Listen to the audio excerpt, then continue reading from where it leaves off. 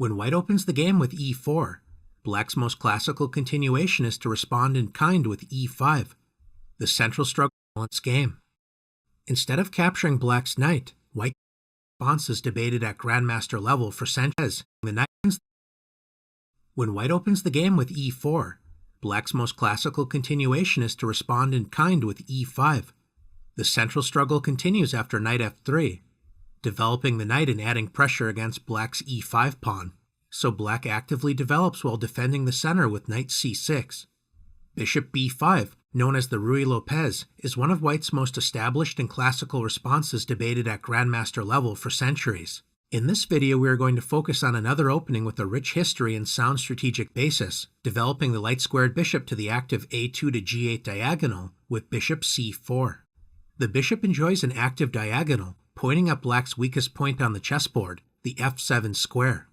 If black plays the natural knight f6, known as the two knights defense, this provokes incredible complications after knight g5, piling up pressure against the weak f7 pawn, the subject of another video.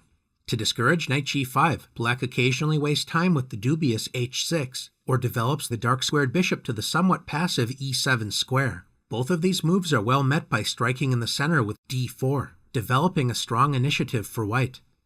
We're going to focus on black's straightforward, solid response bishop c5, actively developing the dark squared bishop and fighting for control over the d4 square. Notice that knight g5 is not possible, as this would simply hang a piece to queen takes g5. If white decides to play d3, supporting the center and opening up the dark squared bishop, this can be met by the natural developing move knight f6. There is clearly nothing wrong with white's solid d3 move, but white is mistaken if it is followed up by knight g5, intensifying the pressure against f7. When you first see this line as black, it can feel pretty intimidating, but black has nothing to fear after castling the king. The point is that if white continues with the premature attack knight takes f7, after rook takes f7, bishop takes f7 check, and king takes f7, black's king may feel a little exposed. But where are white's attacking pieces? White has wasted time to exchange two minor pieces for black's rook and pawn.